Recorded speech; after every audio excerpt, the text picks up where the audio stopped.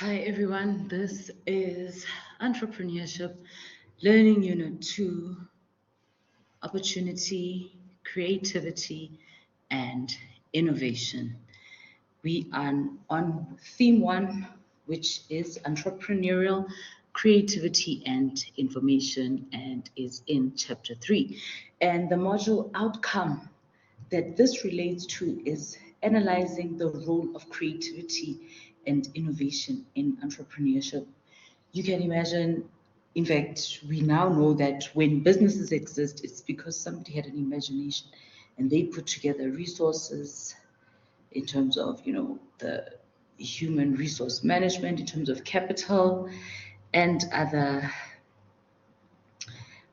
resources that you can use to build a business. So the idea that led you to that moment is what we are going to talk about in this chapter. Chapter 3, Creativity and Innovation. The learning outcomes that we are going to touch on are argue the role of creativity and innovation in entrepreneurship. What is its role? What value does it play? What results does it give you? Then we will critically discuss the theory of creativity. What exactly is creativity? Analyze the creativity model in terms of the 4 P's of creativity. So in order for creativity to exist, it requires these 4 P's. And then assess the various types of innovation.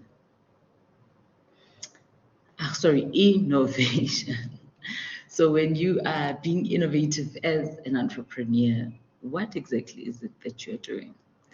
The theory of creativity, critically discuss the theory of creativity. The product of creativity is firstly a product or the result of a thinking process. If I'm being creative and I'm an entrepreneur, at the end of my creativity, I have a product that I'm going to sell, which is going to make me money. This product should have novelty as a result and should create value. It must be different. If I'm going to ask somebody to come and spend money in my business, it must be because whatever it is that I'm offering makes them think, hey, you know what, let me take my money and give it to you. There are more than 227,000 definitions of creativity.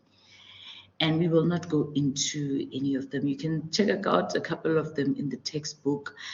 And why creativity? Why is creativity a thing? Why this chapter is called Creativity, chapter 3. Globalization has resulted in greater competitiveness in all nations and has affected market environments that were historically protected. So because countries such as China are the production giants, the manufacturing giants that they are now competing against the United States, and now the United States is feeling a bit threatened. So what do you then do? And then us as South Africa, I think that we are not, okay, we know this, that our GDP is struggling to grow, which means that productivity in the country is not high. Companies are not producing as much as they're supposed to. People are not working as hard in whatever their jobs are, because that would lead to improvement, economic improvement. Sorry about that. I was moving. And then product development cycles are shortening. So people are creating products quicker than they ever did before. Occupations where creativity is not required are continuously being replaced by automation techniques. So if you're not going to be novel in your ways, if you're not going to be creative, you will find that machines are going to replace you. If all you do is take one coin and give it to the next person, they're going to make a machine do that. And then the wealth and leisure time of advanced nations has increased the need for products from creative industries. When people with money go on vacation, they want to do some really nice things. So companies have to adjust to that. There are different types of creativity. You can have expressive creativity, which could be in the form of drawings and paintings, so more artistic. Productive, and processes that assist in producing final products. And then inventive, where you come up with new ideas, new products. Innovative, and can come in the form of modification. So every time you improve a product, we normally like to use the word innovation loosely, but there are different types of it. And then emergentive, where you come up with completely new concepts. Then we have what they call the creativity model. So in order for creativity to exist, there must be certain 4 Ps.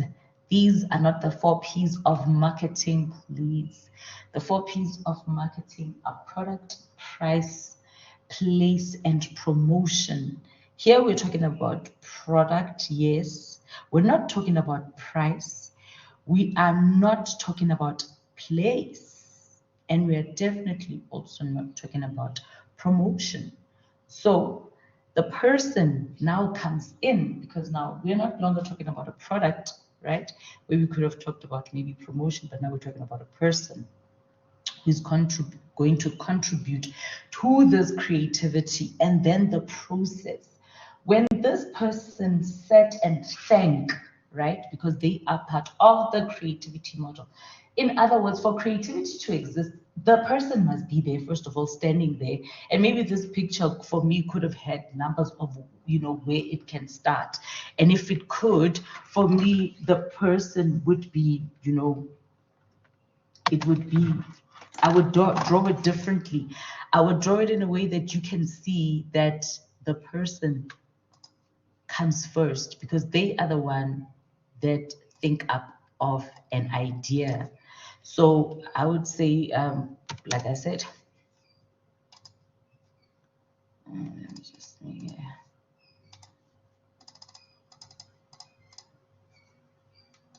Sorry about that. I like to change things as I go along because they need to make sense. And if you find that something can make better sense, why not let it? So I would say the person comes first. And yes, we discussed the person first, but like I said, I wouldn't draw this, but they're saying that they are all equal. I would like to posit that the person is a little bit more important, because without the person, there is no process and product that can take place.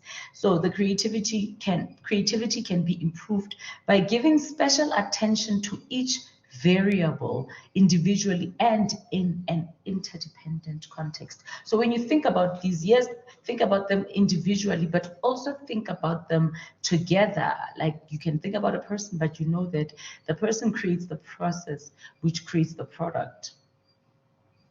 Yeah, let's watch this.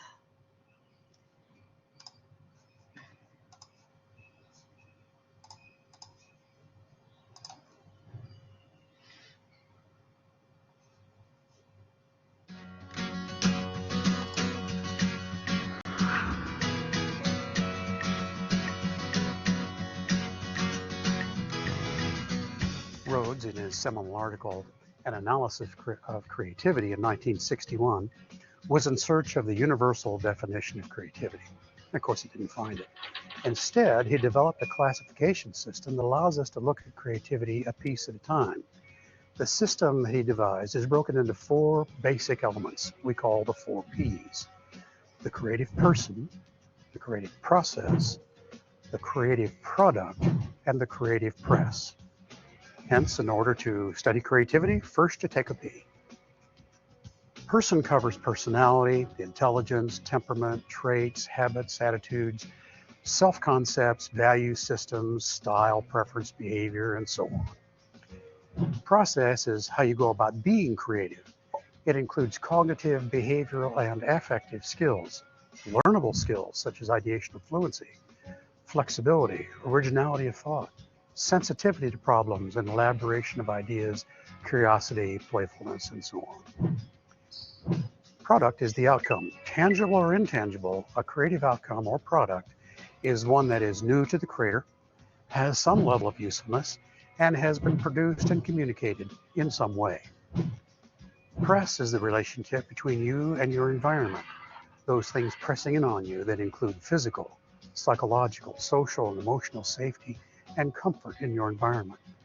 Those things pressing in on you that help or hinder your creativity. Each of these strands influences your displayed creativity, your approaches to problems and opportunities, and your comfort or discomfort with change and challenge. We take creativity apart to initially study it, but they all work together.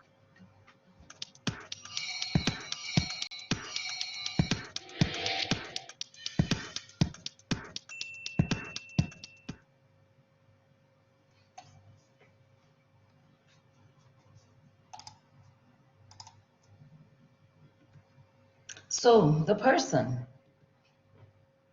the most important variable, the entrepreneur. What does a creative person look like? You know, sometimes we see people and they look artsy and we think they're creative. But I would like to posit that the people that are actually creative are the actual entrepreneurs. Some of them wear shorts and don't even know how to coordinate an outfit. They want to wear the same shorts every day and the same t-shirt, so they buy 10 of each. And then they've got an outfit for the whole week done. And their traits include they're sensitive, not motivated by money because they want to be able to express themselves. They can synthesize correctly. I like that. Sense of destiny, flexible. And there are creative myths that exist. They say that creativity is an innate skill and cannot be acquired by means of training. I like the fact that this one is the first one. With training, you can be whomever you want to be. I am a marketer because I went to marketing school. I got the skill of marketing in my hands. You need to be a rebel to be seen as creative. Artists are the only creative beings. Not at all. I mean, like I said, again, the typical entrepreneur wears a suit, you know, or they getting down grinding in their business because it's a technical business. You need to be crazy before creativity will kick in. Interesting. Other factors of creativity, intelligence and creativity, group versus the individual. All new products were accidental discoveries, apparently. Blocks to creativity, environmental barriers. Your environment can block your creativity. We know this through poverty. Poverty is an environmental barrier, and when people are poor, it's hard for them to be creative. So your social environment, if there's no support that you get, the economic environment, growth prospects in the economy, which is an important one because in a country like South Africa, if you start a business, what are the chances that your business is going to make money? The physical environment, which forms your routine. And then there are also cultural barriers, things like having to go to school. Some people are not built for school. Some people to cram, especially in high school and primary, you have to cram. There's a lot of cramming that you have to do, regurgitate information. The unknown is unsafe and stereotyping, where people look at you and they say, well, that's what you're gonna be. And then there are perceptual barriers, using a narrow mindset. These exist within you. They are your responsibility. Making assumptions about a problem. So you come into a problem and you don't research. Assuming that something will work without doing proper marketing research. And different perceptions of the characteristics and the utility of the new product. You need to be able to have a mind that is agile, a mind that you can change. When you get information that is better than the information that you knew, you need to be able to say, you know what, I abandoned my previous way of thinking. I'm going with this new idea, which is better. And then the process. The process is very interesting because it is the direct creativity of the entrepreneur, the person, the people, or the person. So there is a process to the process. The steps to the process are this. there must be some sort of information that you get, and it would normally be caused by a problem. So you are living in your environment, and then you just come across a problem. Like in life, your problem could be anything. You have to go upstairs, and you don't like going upstairs. A problem. Incubation, idea flow and generation to define the exact problem and even convey potential solutions. Now I'm seeing that I have this problem of going up the stairs. That's my identification. And I convey potential solutions. Maybe I think to myself, maybe I need to build a lift or somehow get a way to be taken up. Right now, I can only think of a lift. Illumination, stage number 3, the stage where the solutions are generated. Now you take your ideas and you really refine it. So what do you mean, Seho, by taking it up the stairs? Okay, you know what? I think maybe let's do that, like I said, elevator. So the question is, do you have space for an elevator? Because right now we've got stairs. Where are you going to put this elevator? Then verification.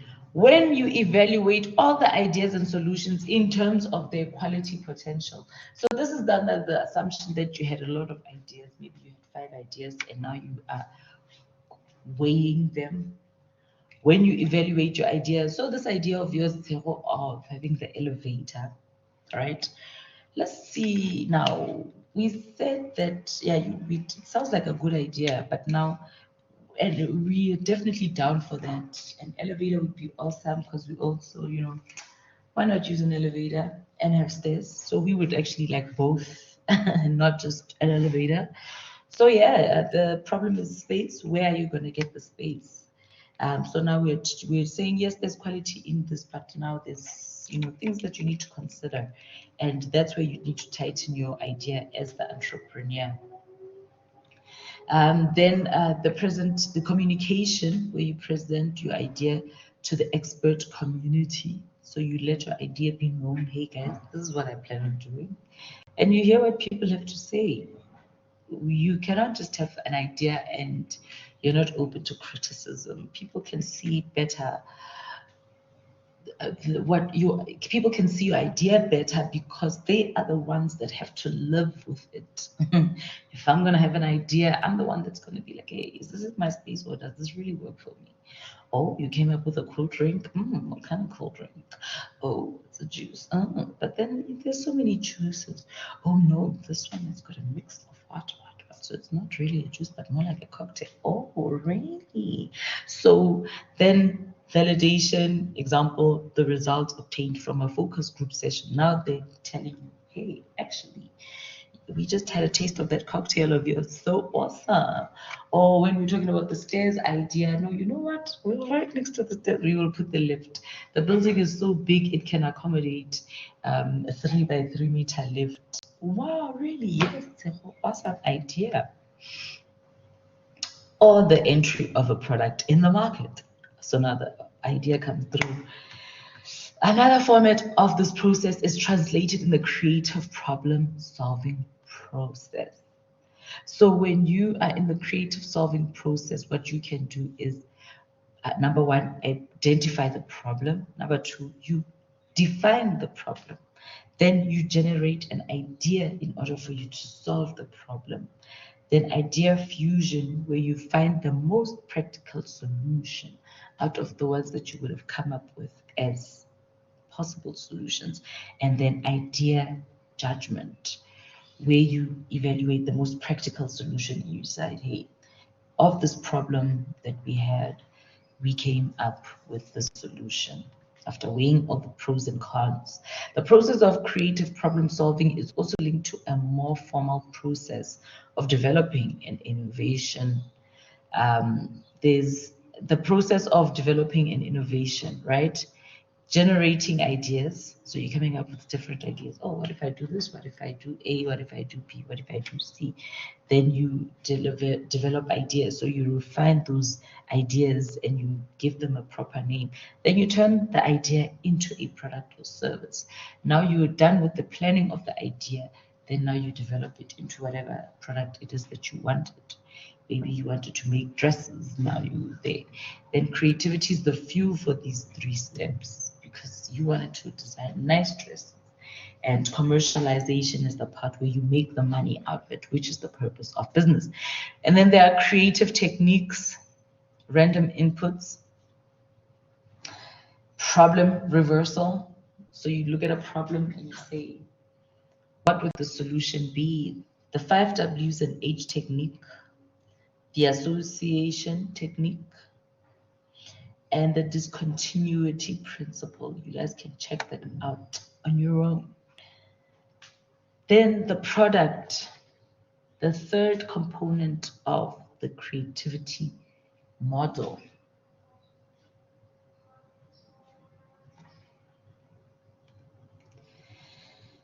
Critical areas where innovations might be made in terms of products, or is in new products. For example, when the iPod first came out. New services, example, Hippo, is that insurance. They combine the different types of insurances. You go to them as a one-stop shop and they give you the best quote and you get insurance like that. New production techniques, for instance, online newspapers versus paper. New operating practices, where now like the cell phone is no longer just a cell phone. There's so many things that you can do. New ways of delivering the product or service to the customer. The one that people most underestimate, because this is you giving service to your customer.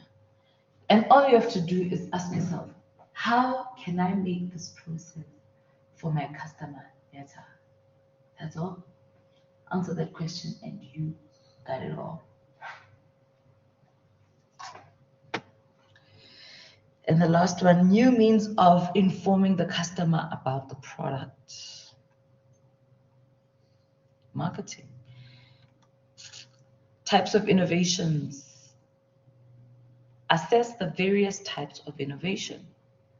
We find different examples of change and uniqueness in products. Every product is always new and has something that another product didn't have. Some innovations are totally new and novel. Others are not that new, but have unique features added and developed over time, like a cell phone always being developed. Innovation is categorized in 2 broad classifications. The first one, components of a product or the system of how you work something, you produce a service. Then there are types of innovation. Radical ones are where the components are new and the system is also new.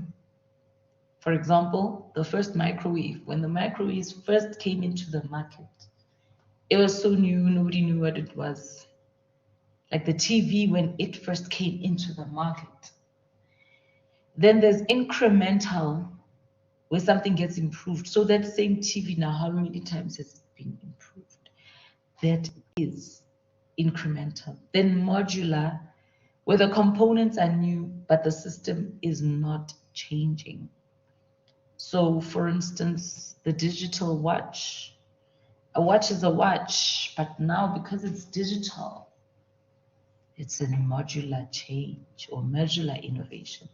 And then architectural, where the components are being improved and the system is totally new. For example, when we moved from a telephone to a cell phone.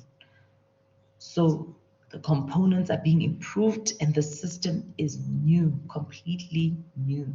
But we knew what a telephone was. But now when a cell phone came, then it's like, oh, telephone that I can travel with anywhere.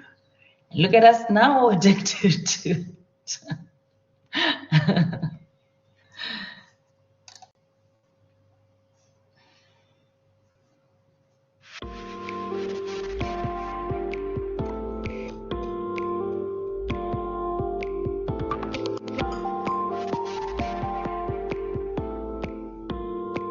Incremental innovation, of course, if we take, for example, an iPod, which is definitely a new product category, but what we are seeing now is a different generation of iPod coming from Apple. So this is a typical example of incremental innovation. every iPad is a little bit better resolution, a little bit thinner, but that's incremental. That's Apple doing what they're already doing and doing a little bit better. And of course, there are many other companies coming in with the same product, improving incrementally. That's a typical example of incremental innovation, showing that companies are doing something that they are already good at, but improve incrementally. And companies in general are very good in incremental innovation. Radical innovation is, of course, on the other extreme of the continuum. And we have to understand that radical innovation doesn't happen that often. It doesn't happen frequently, but it does happen. Of course, we can look at an example of radical innovation like invention of internet and introduction of internet, which actually created almost a new revolution. So that's a typical example of radical innovation. We can also look at other examples, for example, like electric cars certainly changed the automotive industry, and all the demands around the sustainability will certainly create a lot of radical innovation, for example, for automotive businesses. So those are examples that illustrate the difference between incremental innovation and radical innovation, where the companies have to engage in something that they are not necessarily good at, something that is really new for them, new for industry, or in some cases like internet, pretty much new to the world. Disruptive innovation is a particular type of innovation where we are more focused on consequences of innovation. The good example is digital imaging and Kodak. We know that the invention of digital imaging, which interesting enough, Kodak was part of it, affected Kodak core capability, which was more in the film, in the chemistry. And they could never really switch from film to the digital imaging. But we have to be aware that such disruptive technology usually starts in a niche market. At the very beginning, it's not better than existing technology. And this creates challenges for innovation managers because they're inclined to ignore this technology and they can never adapt quickly enough. But disruptive technologies are, if we talk about disruptive technology, we are focusing on the consequences of technological change. But it's not necessarily just technology is disruptive. It can be a business model can be disruptive as well, and the companies have to adapt.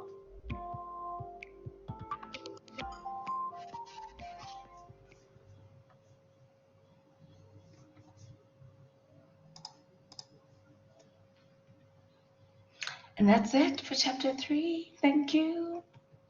No questions because this is a recording. That's it.